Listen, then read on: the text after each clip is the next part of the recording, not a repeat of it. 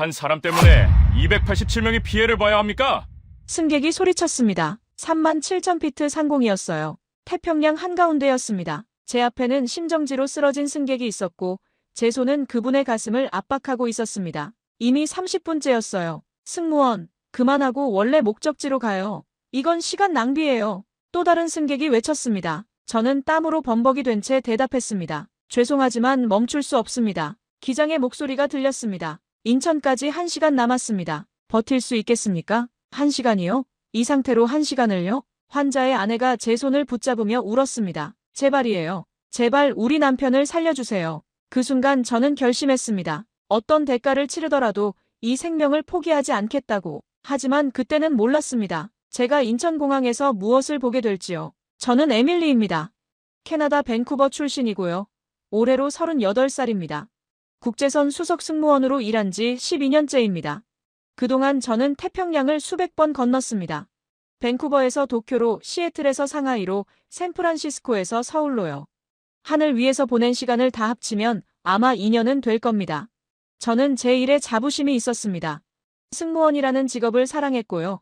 승객들의 안전을 책임진다는 사실에 늘 긴장감을 유지했습니다. 긴급 상황 대응 훈련도 매년 빠짐없이 받았죠. 심폐소생술, 자동제세동기 사용법, 긴급 착륙 절차까지요. 하지만 솔직히 말하면 그런 훈련들이 실제로 쓰일 거라곤 생각하지 않았습니다.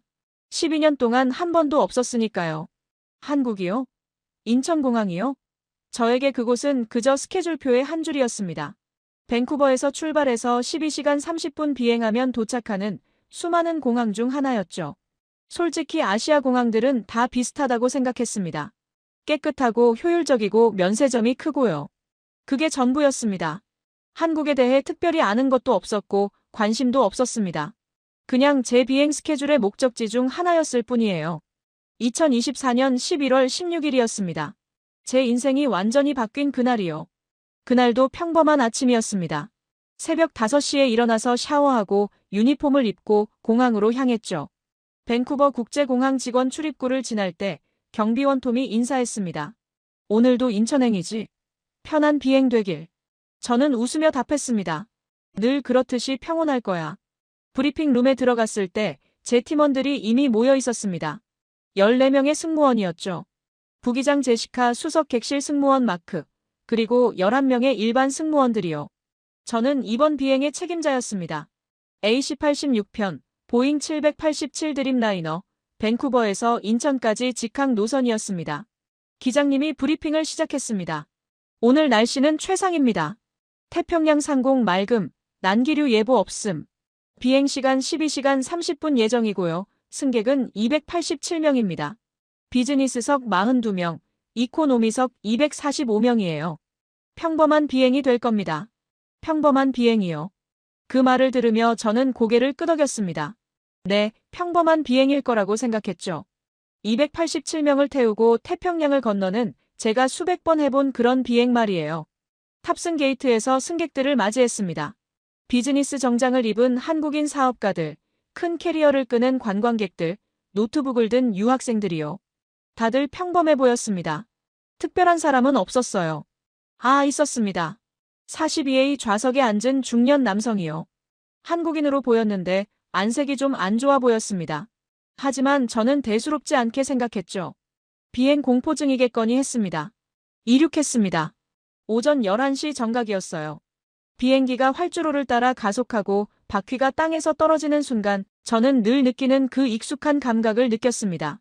자유로움이요. 하늘은 제 일터였고 저는 그곳에서 편안함을 느꼈습니다. 고도 37,000피트에 도달했습니다. 좌석 벨트 사인이 꺼지고 기내식 서비스가 시작됐죠. 저는 비즈니스석을 담당했습니다. 승객들에게 음료를 서빙하고 식사 옵션을 설명했어요. 다들 친절했습니다. 감사하다고 말하고 미소 지어주고요. 이륙 후 3시간이 지났습니다. 우리는 알래스카 상공을 지나고 있었어요. 기내는 조용했습니다. 절반의 승객들은 잠들어 있었고 나머지는 영화를 보거나 책을 읽고 있었죠. 평화로웠습니다. 너무나 평화로웠어요. 그때였습니다. 제시카가 제게 다가왔습니다. 그녀의 표정이 좀 이상했어요. 에밀리, 잠깐 좀 봐요. 42A 승객이요. 저는 그녀를 따라갔습니다. 42A 좌석이요. 아까 제가 안색이 안 좋다고 생각했던 그 남성이었습니다. 가까이 가서 보니 땀을 흘리고 있었어요. 이마에, 목에, 손등에요. 11월인데도 말이죠. 손님, 괜찮으세요? 그분이 고개를 들었습니다. 억지로 미소를 지으며 답했어요. 네, 괜찮습니다. 그냥 좀 더운 것 같아서요. 저는 물을 한 컵 드렸습니다. 그분은 감사하다며 받아 마셨죠. 저는 그게 끝인 줄 알았습니다. 단순히 기내 온도 문제겠거니 했어요. 제시카가 제 옆에서 속삭였습니다. 뭔가 이상해 보여요. 얼굴색이 너무 창백하고요. 저는 고개를 저었습니다. 과민 반응 아닐까? 비행 공포증인 것 같은데. 하지만요. 괜찮아. 계속 지켜보자고. 상태가 더 나빠지면 그때 조치를 취하면 돼. 12년 경력이 말했습니다. 이건 흔한 일이라고요. 걱정할 필요 없다고요. 저는 제 경험을 믿었습니다. 완전히요. 이륙 후 5시간이 지났습니다. 저는 갤리에서 커피를 마시고 있었어요. 동료들과 가벼운 농담을 나누며요. 그때 들렸습니다. 비명이요. 살려주세요. 누가 좀 도와주세요. 제 심장이 멎는 것 같았습니다. 저는 커피잔을 내려놓고 뛰었습니다. 비즈니스석으로요. 승객들이 일어나 있었고 한 여성이 울고 있었어요. 그리고 바닥에는요, 42A 승객이 쓰러져 있었습니다. 저는 즉시 무릎을 꿇고 그분께 다가갔습니다. 어깨를 흔들며 불렀어요. 손님, 들리세요? 손님. 대답이 없었습니다. 저는 목에 손을 댔습니다. 맥박을 확인하려고요. 아무것도 느껴지지 않았습니다. 손목으로 옮겼어요. 역시 없었습니다. 심정지였습니다. 37,000피트 상공에서요. 가장 가까운 육지까지 2시간 거리에서요. 제 손이 떨리기 시작했습니다. 제시카, 자동제 세동기 가져와. 지금 당장. 제 목소리가 떨리고 있었습니다. 12년 경력의 수석 승무원 목소리가 아니었어요. 공포에 질린 한 사람의 목소리였습니다. 기내 방송을 켰습니다. 승객 여러분께 긴급 안내 말씀드립니다. 기내에 의사 선생님 계신가요? 응급 상황입니다. 의료 전문가분이 계시다면 즉시 승무원에게 알려주시기 바랍니다. 침묵이었습니다. 아무도 대답하지 않았어요. 287명 중에 의사가 한 명도 없었습니다. 제시카가 자동제 세동기를 가져왔습니다.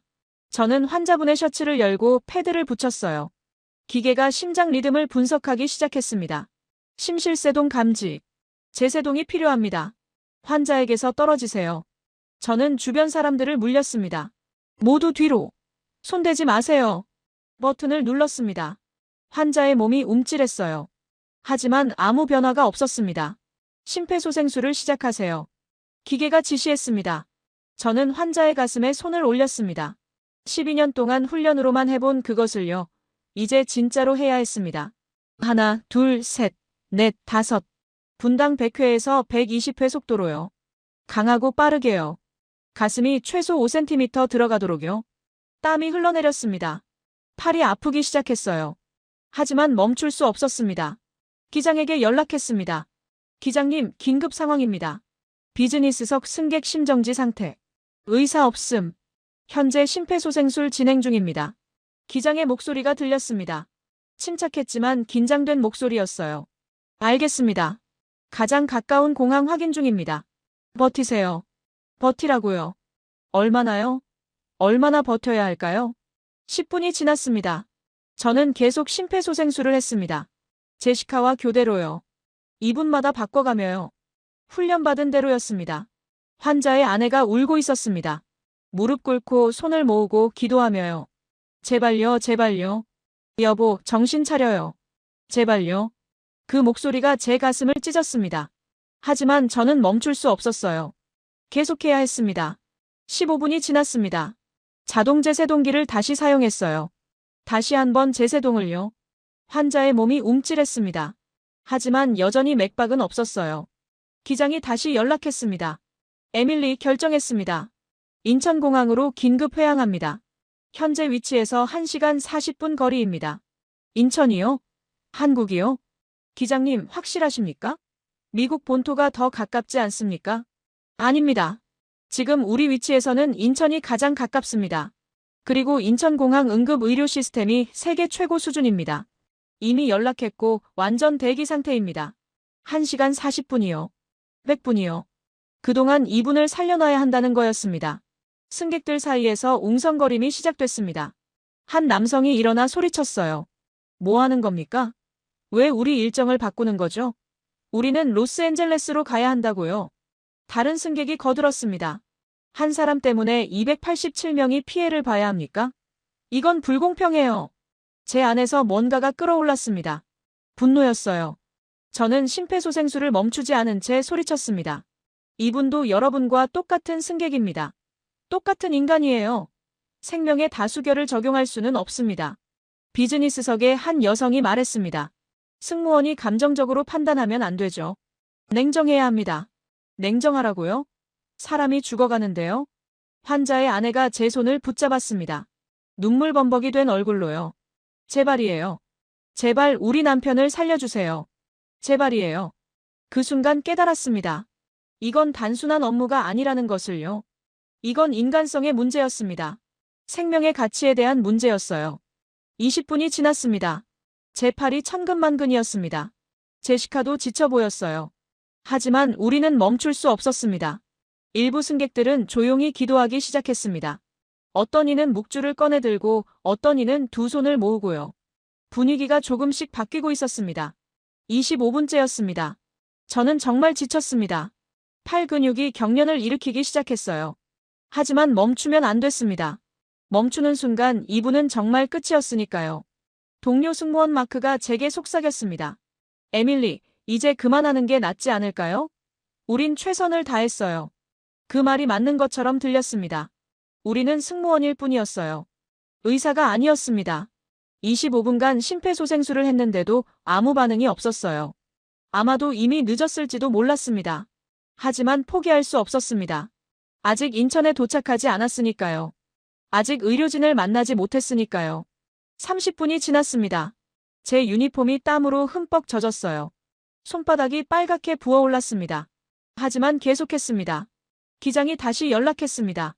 에밀리, 인천까지 70분 남았습니다. 버틸 수 있겠습니까? 70분이요. 1시간 10분이요. 저는 대답했습니다. 버텨야죠. 선택의 여지가 없습니다. 저는 화장실로 갔습니다. 잠깐이요. 30초만요. 물로 얼굴을 씻고 싶었어요. 거울을 봤습니다. 거울 속에 제 얼굴은 12년 전 신입 승무원처럼 겁에 질려 있었습니다. 눈 밑에 다크서클이 생겼고 입술은 창백했어요. 에밀리, 넌 할 수 있어. 해야 해. 스스로에게 말했습니다. 하지만 확신이 서지 않았어요. 만약 이분이 죽으면요?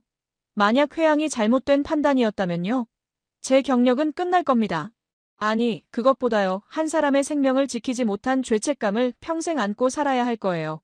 손이 떨렸습니다. 자신감이 아니라 두려움 때문에요. 하지만 포기할 순 없었습니다. 저는 깊게 숨을 들이마시고 다시 나갔습니다. 복도에서 들리는 심폐소생술 소리에 맞춰 뛰어갔어요. 제시카가 땀을 뻘뻘 흘리며 가슴 압박을 하고 있었습니다. 저는 그녀와 교대했어요. 35분이 지났습니다. 40분이 지났습니다. 그때였습니다. 이코노미석 뒷자리에서 한 분이 일어나셨어요. 한국인 노인분이었습니다. 백발에 안경을 쓰고 차분한 얼굴이었죠. 제가 도와드리겠습니다. 그분이 말했습니다. 목소리는 조용했지만 힘이 있었어요. 저는 의사입니다. 응급의학 전문의입니다. 그 순간 제 눈에서 눈물이 쏟아질 뻔했습니다. 의사요. 드디어 의사가요. 그분이 다가왔습니다. 환자를 살펴보고 제 심폐소생술 자세를 확인하고 고개를 끄덕였어요. 잘하고 계십니다. 계속하세요. 하지만 조금만 수정하겠습니다. 그분은 제 손 위치를 약간 조정했습니다. 그리고 말했어요. 압박 깊이를 조금 더 깊게 5.5cm 정도로요. 속도는 완벽합니다. 계속 이 리듬을 유지하세요. 선생님은 누구십니까? 제가 물었습니다. 김철수입니다. 서울대학교 병원 응급의학과에서 30년간 일했습니다. 지금은 은퇴했지만 아직 이런 상황엔 도움을 드릴 수 있습니다. 30년 경력이요. 응급의학 전문의요. 저는 갑자기 희망이 생겼습니다. 김 박사님이 환자의 상태를 점검했습니다. 동공 반응, 피부색, 체온을요. 그리고 말했어요. 아직 늦지 않았습니다. 계속하면 살릴 수 있습니다. 그 말 한마디가 저를 다시 살렸습니다. 제 팔에 다시 힘이 들어갔어요. 김 박사님이 지휘를 시작했습니다. 자, 이제부터 체계적으로 합시다. 심폐소생술은 2분 30초마다 교대합니다. 그게 가장 효율적이에요. 자동 제세동기는 2분마다 리듬을 확인하고요. 산소 공급을 최대치로 올리세요. 우리는 김 박사님의 지시를 따랐습니다. 갑자기 우리에게 시스템이 생긴 것 같았어요. 혼란이 질서로 바뀌었습니다. 기장이 다시 연락했습니다. 에밀리, 인천공항이 완전 대기 상태입니다. 응급구조팀, 의료진, 앰뷸런스 5대가 활주로에서 기다리고 있습니다. 착륙하는 즉시 이송 가능합니다. 5대요? 앰뷸런스가 5대나요? 김 박사님이 말했습니다. 한국 응급 시스템은 세계 최고 수준입니다. 걱정하지 마세요. 우리가 이분을 살려서 넘기면 그쪽에서 완벽하게 처리할 겁니다. 저는 처음으로 생각했습니다. 우리가 해낼 수 있을지도 모른다고요. 45분이 지났습니다. 그때였습니다. 김 박사님이 환자의 목에 손을 댔어요. 몇 초간 집중하더니 외쳤습니다. 맥박이 있어요. 아주 약하지만 살아있습니다. 뭐라고요? 맥박이요? 기내가 환호성으로 가득 찼습니다. 승객들이 일어나 박수를 쳤어요. 아까 불평하던 사람들도요. 하지만 김 박사님은 엄중히 말했습니다. 아직 끝이 아닙니다. 맥박이 매우 불안정해요. 계속 집중하세요. 지금부터가 더 중요합니다. 우리는 계속했습니다. 하지만 이제는 희망이 있었어요. 이분이 살아있다는 희망이요. 기장이 말했습니다. 착륙까지 25분 남았습니다. 25분이요. 이제 진짜 시작이었습니다. 50분이 지났습니다. 환자의 손가락이 살짝 움직였어요. 아주 미세하게요. 하지만 분명히 움직였습니다. 제시카가 소리쳤습니다. 에밀리, 손가락이 움직였어요. 김 박사님이 즉시 환자의 손을 확인했습니다. 몇 초간 집중하시더니 조심스럽게 말씀하셨어요. 맞습니다. 미세한 반응이 있어요. 좋은 징조입니다. 하지만 아직 안심하긴 이릅니다. 환자의 아내가 남편의 손을 잡았습니다. 눈물이 볼을 타고 흘러내렸어요. 여보, 나예요. 당신 살아있어요. 제발 돌아와요. 그 목소리에는 간절함이 가득했습니다. 40년을 함께 산 아내의 목소리였어요. 저는 그 모습을 보며 심폐소생술을 계속했습니다. 팔이 천근만근이었지만 멈출 수 없었어요. 김 박사님이 환자의 목에 손을 댔습니다. 경동맥 맥박을 확인하는 거였죠. 10초, 20초, 30초가 지났습니다. 김 박사님의 표정이 밝아졌어요. 맥박이 있습니다. 아주 약하지만 분명히 있어요. 그 순간 기내가 환호성으로 가득 찼습니다. 승객들이 일제히 일어나 박수를 쳤어요. 아까 불평하던 비즈니스성 남성도 회항에 반대하던 여성도 모두가 박수를 쳤습니다. 해냈어요. 정말 해냈어요. 기적이에요. 정말 기적이에요. 저는 심폐소생술을 멈추지 않았습니다. 김 박사님이 말씀하셨거든요. 아직 끝이 아니라고요. 에밀리, 계속하세요. 맥박이 매우 불안정합니다. 지금부터가 더 중요해요. 김 박사님의 목소리는 차분했지만 단호했습니다.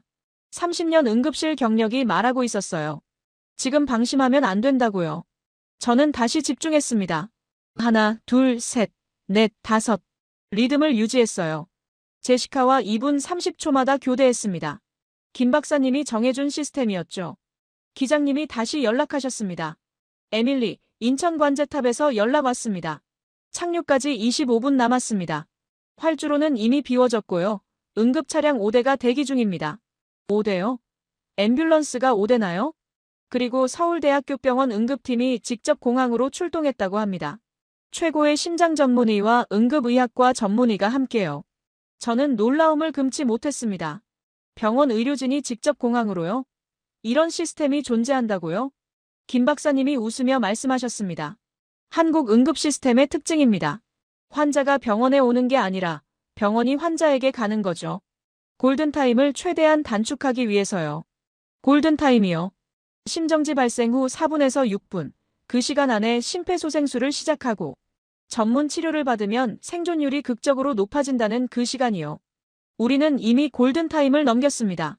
50분이 지났으니까요. 제가 말했습니다.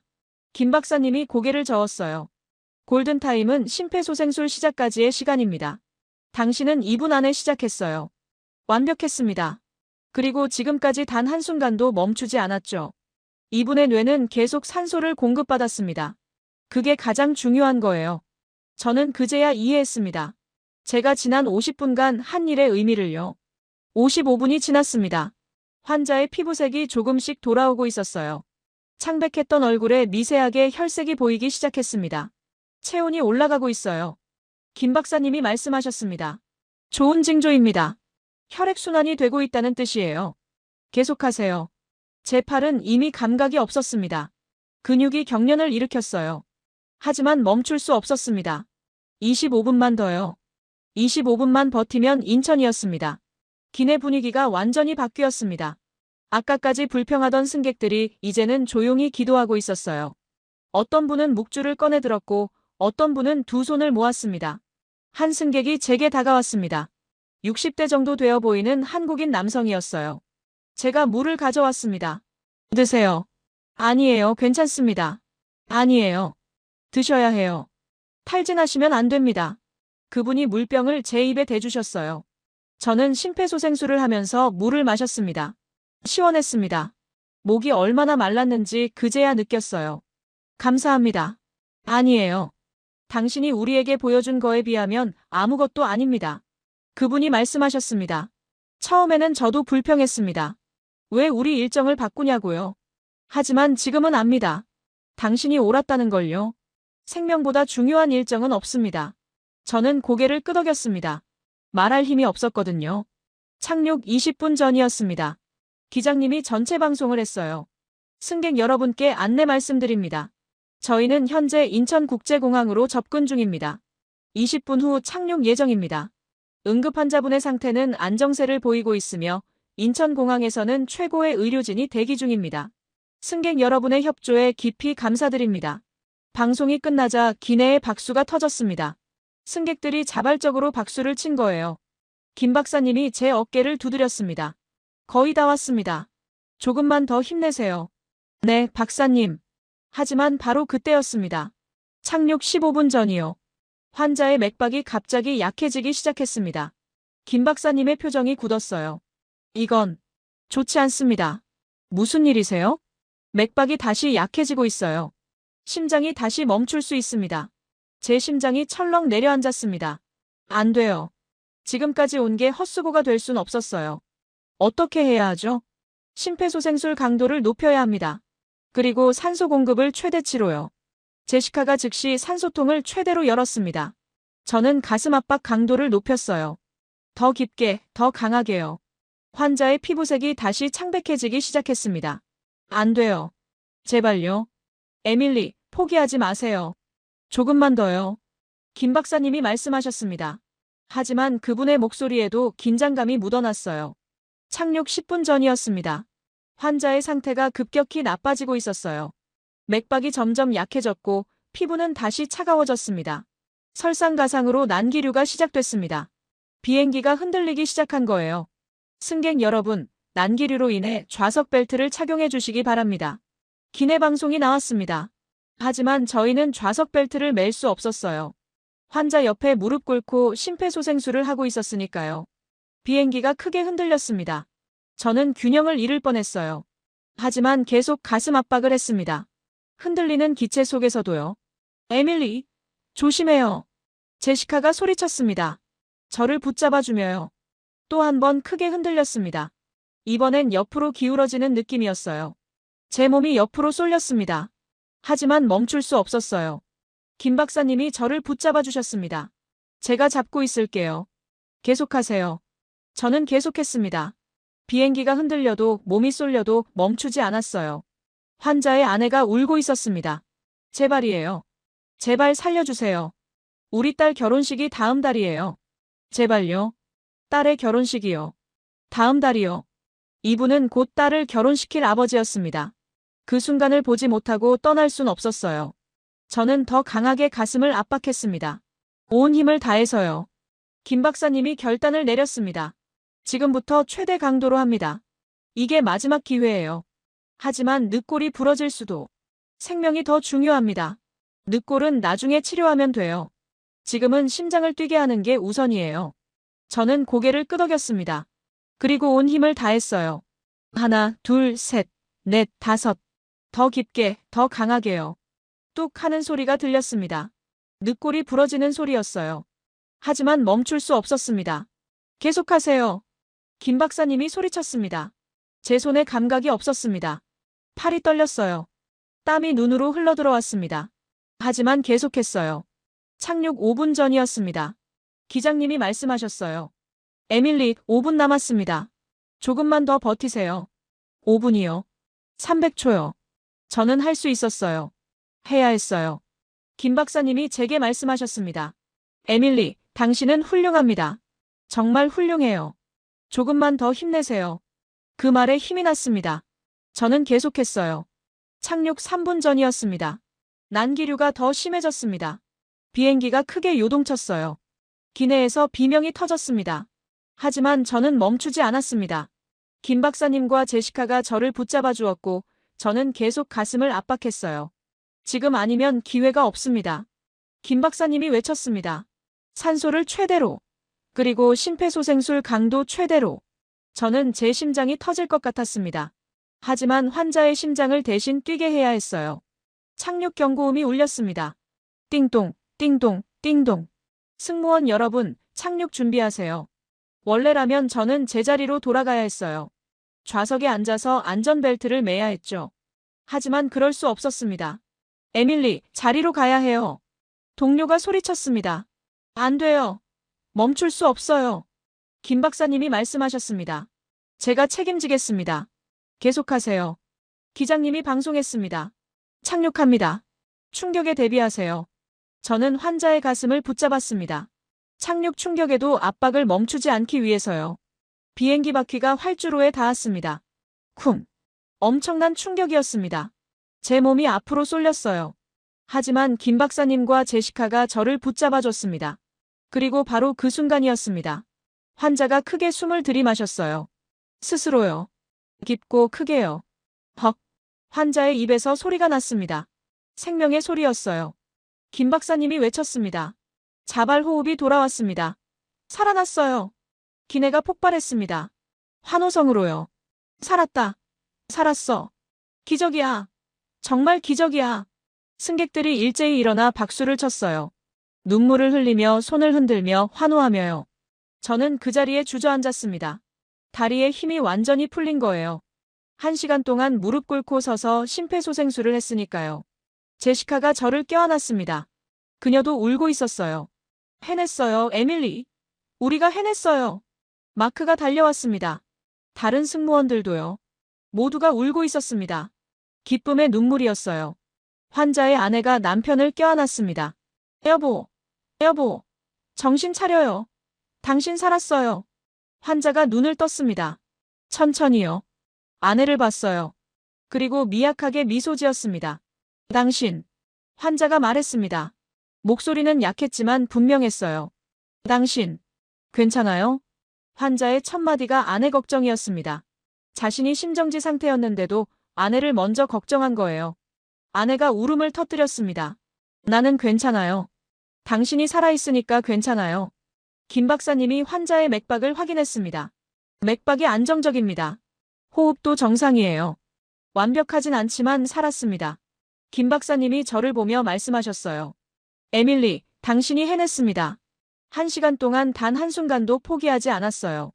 그게 이분을 살렸습니다. 저는 말할 수 없었습니다. 울음이 터져나왔거든요. 12년 승무원 생활에서 처음으로요. 비행기가 완전히 멈췄습니다. 활주로의 한쪽 구석이었어요. 밖에서 소리가 들렸습니다. 응급구조팀입니다. 문 열어주세요. 저는 비틀거리며 일어났습니다. 문으로 향했어요. 손이 떨렸습니다. 문 손잡이를 잡을 수조차 없었어요. 마크가 대신 문을 열었습니다. 그리고 저는 봤습니다. 한국의 응급 시스템을요. 5명의 응급구조사가 계단을 뛰어 올라왔습니다.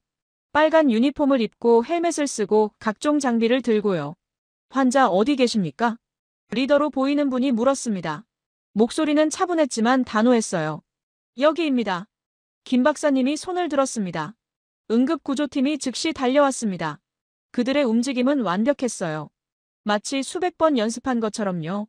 한 명은 환자의 상태를 점검하고, 한 명은 이동식 심전도 기계를 연결하고, 한 명은 산소 호흡기를 준비하고, 한 명은 들것을 펼치고, 한 명은 김 박사님께 상황을 보고받았어요. 모든 게 동시에 일어났습니다. 단 한치의 낭비도 없이요. 55세 남성, 비행 중 심정지 발생, 심폐소생술 62분 시행, 7분. 전자발 호흡 회복, 현재 맥박 분당 68회, 호흡 분당 14회, 의식 명료. 김 박사님이 정확하게 보고하셨습니다. 팀장이 고개를 끄덕였습니다. 잘하셨습니다, 선생님. 저희가 인수하겠습니다. 그들은 환자를 들것으로 옮겼습니다. 조심스럽게 하지만 신속하게요. 각종 장비를 연결했어요. 심전도, 혈압계, 산소포화도 측정기요. 혈압 95에 60, 산소포화도 89%, 심박수 68회. 안정적입니다. 한 구조사가 보고했습니다. 좋아요. 이송 시작합니다. 팀장이 지시했습니다. 그들은 환자를 들것에 실었습니다. 그리고 움직이기 시작했어요. 저는 그들을 따라 기내 문까지 갔습니다. 밖을 봤어요. 활주로에 앰뷸런스 5대가 대기하고 있었습니다. 모두 문이 열려 있었고 각종 장비가 보였어요. 가장 가까운 앰뷸런스는 특별해 보였습니다. 크기도 컸고 장비도 더 많았어요. 저게 뭡니까? 제가 물었습니다. 이동식 중환자실입니다. 한 구조사가 답했습니다. 안에 병원 중환자실에 있는 모든 장비가 다 있어요. 인공호흡기, 제세동기, 심전도, 초음파, 심지어 간단한 수술도 가능합니다. 이동식 중환자실이요? 앰뷸런스 안에서 수술까지 가능하다고요? 환자를 앰뷸런스에 실었습니다. 의료진이 즉시 들어갔어요. 그중 한 명은 흰 가운을 입고 있었습니다. 저분은 누구세요? 서울대학교 병원 심장내과 교수님입니다. 직접 나오셨어요. 교수가 직접요? 공항까지요? 김 박사님이 앰뷸런스에 올라타셨습니다. 저도 동행하겠습니다. 감사합니다, 선생님. 의료진이 답했습니다. 환자의 아내도 탔습니다. 그리고 문이 닫혔어요. 앰뷸런스가 출발했습니다. 사이렌을 울리며요. 활주로를 따라 달렸어요. 저는 넋을 잃고 바라봤습니다.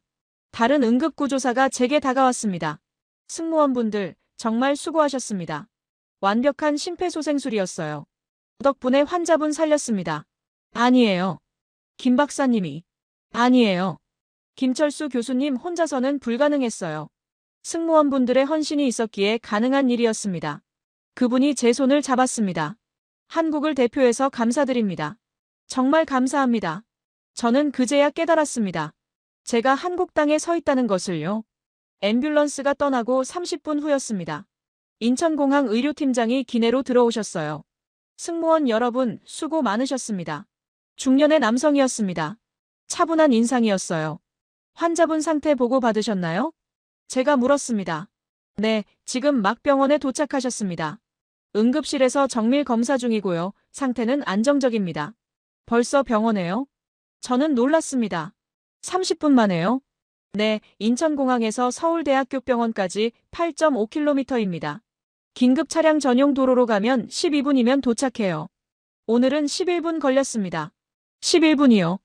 8.5km를 11분에요? 그리고 이미 수술 준비가 완료됐습니다. 심장내과, 흉부외과, 마취과 전문의들이 모두 대기 중이에요. 환자분 상태를 보고 즉시 수술 여부를 결정할 겁니다. 저는 할 말을 잃었습니다. 이 모든 게 1시간도 안 돼서 일어난 일이었어요. 의료팀장이 설명을 이어갔습니다. 저희는 연간 약 3,000건의 항공기 응급 환자를 처리합니다. 심정지 환자만 해도 연간 50건 정도 되고요. 그래서 시스템이 매우 체계적으로 구축돼 있습니다. 연간 3,000건이요? 하루에 8건이 넘는다는 얘기였습니다. 공항과 병원이 직접 연결돼 있나요? 네, 실시간 통신망으로 연결돼 있습니다. 항공기에서 응급 상황 발생 신고가 들어오면 즉시 병원에 통보되고 의료진이 출동 준비를 합니다. 항공기가 착륙할 때쯤이면 이미 활주로에서 대기하고 있는 거죠. 놀랍습니다. 제가 말했습니다. 이게 한국의 표준 시스템입니다. 의료팀장이 웃으며 말했습니다. 저희는 생명을 최우선으로 여깁니다. 그래서 모든 시스템이 골든타임을 지키는데 초점이 맞춰져 있어요. 골든타임이요? 그 말이 계속 나왔습니다. 한국의 심정지 환자 생존율이 세계에서 가장 높은 이유가 뭔지 아십니까? 의료팀장이 물었습니다. 저는 고개를 저었습니다. 시스템입니다. 119 구급차, 공항 응급팀, 병원 응급실, 모든 게 하나로 연결돼 있어요. 그리고 모두가 같은 목표를 향해 움직입니다. 생명을 구하는 것, 그것뿐입니다. 저는 감동받았습니다. 단순히 기술이나 장비가 아니었어요.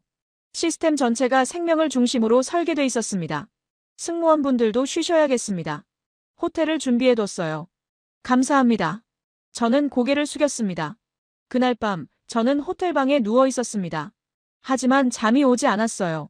계속 생각났거든요. 오늘 있었던 모든 일이요. 심정지 환자 62분의 심폐소생술, 김 박사님, 긴급 착륙, 그리고 한국의 응급 시스템이요.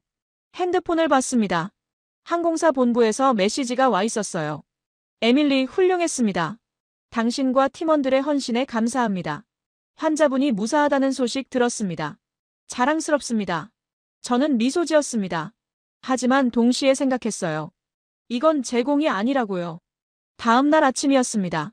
전화가 왔어요. 에밀리님, 저 김철수입니다. 김 박사님이셨습니다. 박사님, 환자분은 어떠세요?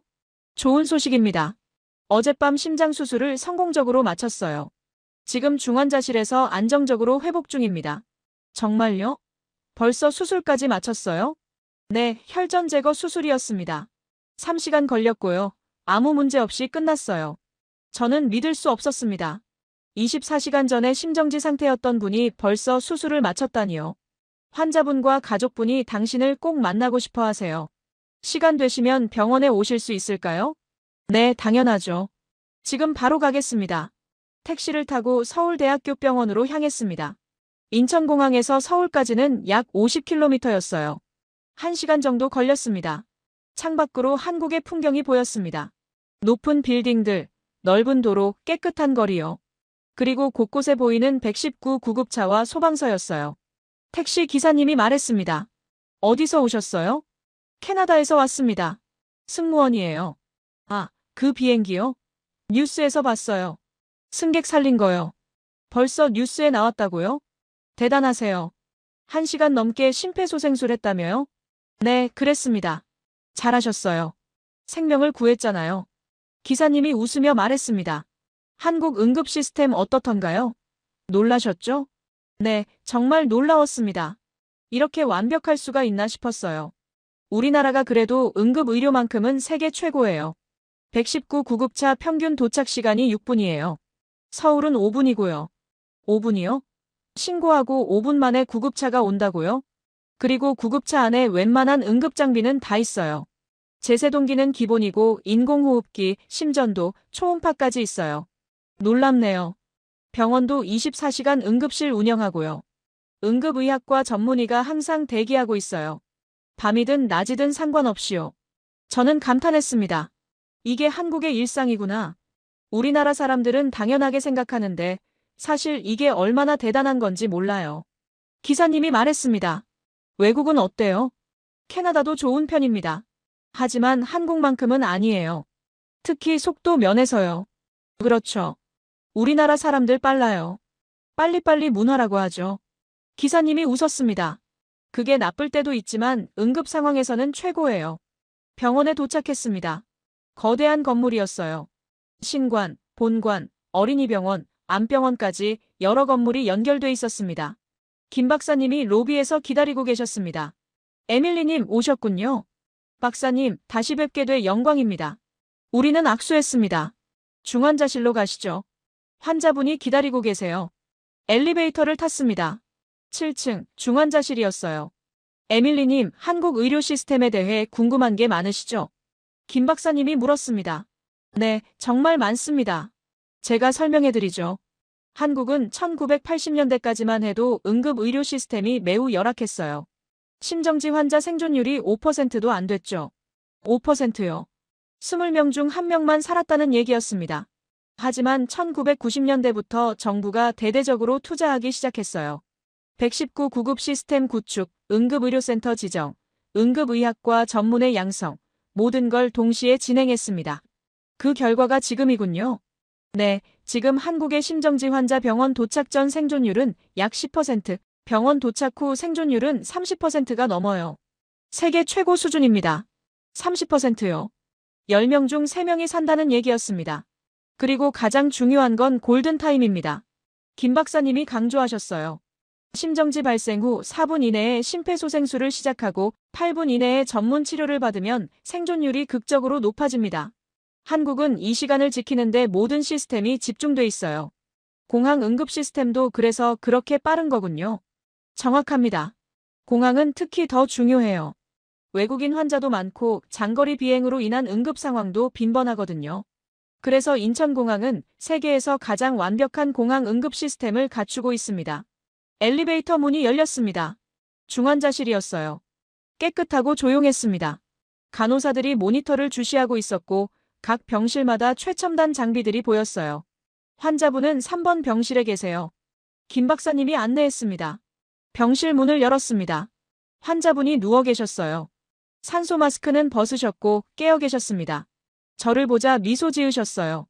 에밀리님, 안녕하세요. 건강해 보이셔서 정말 다행입니다. 환자분이 손을 내밀었습니다. 저는 그 손을 잡았어요. 따뜻했습니다. 살아있는 사람의 손이었습니다. 당신이 저를 살렸어요. 정말 감사합니다. 아니에요. 김 박사님과 한국 의료진분들이 살리신 겁니다. 환자분의 아내가 옆에 계셨어요. 저를 보고 일어나셨습니다. 정말 감사합니다. 어떻게 감사를 드려야 할지. 그분이 제 손을 붙잡았습니다. 눈물이 글썽였어요. 저희 딸 결혼식이 다음 달이에요. 이분이 딸을 결혼시켜야 하는데. 정말 감사합니다. 저는 뭉클했습니다. 다행입니다. 정말 다행이에요. 김 박사님이 환자의 차트를 보며 설명하셨습니다. 어젯밤 수술이 성공적이었어요. 심장 혈관에 있던 혈전을 제거했고 스텐트를 삽입했습니다. 회복이 순조로우면 일주일 후 일반 병실로 옮기고 2주 후면 퇴원 가능합니다. 2주요. 심정지 환자가 2주 만에 퇴원이요? 물론 이후 재활과 약물 치료가 필요하지만 정상 생활이 가능합니다. 딸분 결혼식에도 참석하실 수 있어요. 환자분이 웃었습니다. 들으셨죠? 딸 결혼식에 갈 수 있대요. 아내도 웃으며 눈물을 닦았습니다. 여보, 당신 정말 운이 좋아요. 훌륭한 승무원을 만났고 김 박사님을 만났고 한국 땅에 내렸으니까요. 그러게요. 모든 게 기적 같아요. 환자분이 저를 보며 말했습니다. 에밀리님, 포기하지 않아줘서 감사해요. 많은 사람들이 반대했지만 당신은 끝까지 저를 살리려고 했어요. 저는 고개를 저었습니다. 당연한 일을 했을 뿐입니다. 생명보다 중요한 건 없으니까요. 병원을 나와 김 박사님과 함께 커피를 마셨습니다. 병원 1층 카페였어요. 에밀리님, 12년 승무원 생활에서 이런 경험은 처음이시죠? 네, 처음입니다. 그리고 아마 마지막일 거예요. 어떻게 느끼세요? 저는 잠시 생각했습니다. 제 인생이 바뀌었습니다. 김 박사님이 고개를 끄덕였습니다. 어떻게 바뀌었는지 말씀해 주시겠어요? 저는 12년간 승무원 일을 했습니다. 자부심도 있었고 전문가라고 생각했어요. 하지만 어딘가 기계적이었습니다. 매뉴얼대로 하고 규정대로 하고 그게 전부였어요. 저는 커피를 한 모금 마셨습니다. 하지만 그날 37,000피트 상공에서 저는 깨달았습니다. 제 일이 단순히 서비스를 제공하는 게 아니라는 것을요. 생명을 지키는 일이라는 것을요. 맞습니다. 승무원은 안전 요원입니다. 서비스는 부가적인 거죠. 그리고 한국에서 또 배웠습니다. 뭘 배우셨나요? 시스템의 중요성입니다. 개인의 노력도 중요하지만 완벽한 시스템이 뒷받침돼야 한다는 것을요. 김 박사님이 미소 지었습니다. 정확한 관찰입니다. 한국 응급의료의 핵심이 바로 그거예요. 시스템입니다. 어떻게 이런 시스템을 만들 수 있었나요? 많은 사람들의 희생과 노력이 있었습니다. 1990년대, 2000년대, 수많은 의료진과 구급대원들이 밤낮 없이 일했어요. 시스템을 개선하고 훈련하고 발전시켰습니다. 김 박사님이 창밖을 바라봤습니다. 저도 그중 한 명이었어요. 30년간 응급실에서 일하며 수천 명의 생명을 봤습니다. 살린 사람도 있고 못 살린 사람도 있었죠. 힘드셨겠습니다. 네, 힘들었어요. 특히 골든타임을 놓쳤을 때요. 조금만 빨리 왔으면, 조금만 빨리 치료했으면 살릴 수 있었던 환자들이요. 김 박사님의 목소리가 잠시 낮아졌습니다. 그래서 시스템을 바꾸려고 노력했습니다. 정부에 건의하고 학회에서 발표하고 교육하고요. 그 결과가 지금의 한국 응급 시스템입니다. 정말 대단합니다. 아니에요. 아직도 부족한 게 많아요. 하지만 계속 발전하고 있습니다. 우리는 잠시 침묵했습니다. 에밀리님, 앞으로 어떻게 하실 거예요? 계속 승무원 일을 할 겁니다. 하지만 이제는 다르게 할 거예요. 어떻게요? 더 책임감 있게요. 더 준비된 자세로요. 그리고 동료들에게도 이 경험을 공유할 겁니다. 생명을 지키는 것이 얼마나 중요한지요. 김 박사님이 고개를 끄덕였습니다. 좋습니다. 그리고 한국에 또 오세요. 네, 꼭 오겠습니다. 사실 다음 인천행 스케줄을 신청했어요. 정말요? 좋네요. 우리는 웃었습니다. 일주일 후, 저는 밴쿠버로 돌아왔습니다. 공항에서 동료들이 기다리고 있었어요. 에밀리, 영웅이 돌아왔다. 그들이 환호했습니다. 저는 웃으며 손을 흔들었어요. 무슨 영웅이에요? 그냥 제 일을 했을 뿐이에요. 하지만 동료들은 진심이었습니다. 회사에서 공식 감사패를 수여했고 현지 뉴스에도 나왔어요. 브리핑룸에서 동료들이 질문 공세를 퍼부었습니다. 어땠어? 1시간 동안 심폐소생술하는 게 힘들었어요. 정말 힘들었죠. 하지만 포기할 수 없었어요. 한국 응급 시스템이 정말 그렇게 좋아? 네, 상상 이상이었어요. 착륙하고 25초 만에 응급팀이 기내에 들어왔어요. 그리고 12분 만에 병원 도착했고요. 동료들이 감탄했습니다. 12분? 정말? 네, 정말이에요. 그리고 병원에서는 이미 수술 준비가 다 돼 있었어요. 교수님까지 직접 나와서 기다리고 계셨고요. 믿기지 않네. 저도 처음엔 믿기지 않았어요. 하지만 직접 봤어요. 그게 한국의 표준 시스템이에요. 제시카가 물었습니다. 환자분은 어떻게 됐어? 완전히 회복하셨어요. 수술 성공하고 지금은 일반 병실에 계세요. 2주 후면 퇴원하신대요. 대박이네. 심정지 환자가 2주 만에 퇴원이라니. 그게 한국이에요. 그날 이후 제 삶이 바뀌었습니다. 더 이상 한국을 단순한 목적지로 보지 않았어요. 배울 게 많은 나라, 존경할 만한 나라로 봤습니다. 인천행 비행 때마다 저는 특별한 마음으로 일했습니다. 혹시 또 응급 상황이 생기면 어떻게 해야 할지 항상 준비했어요. 그리고 3개월 후, 저는 다시 한국에 갔습니다. 환자분을 만나기 위해서요. 환자분은 완전히 회복하셨습니다. 딸의 결혼식도 무사히 마쳤다고 하셨어요. 에밀리님, 정말 감사합니다. 덕분에 제 딸 결혼식에 참석했어요. 축하드립니다. 정말 다행이에요. 우리는 커피를 마시며 이야기를 나눴습니다.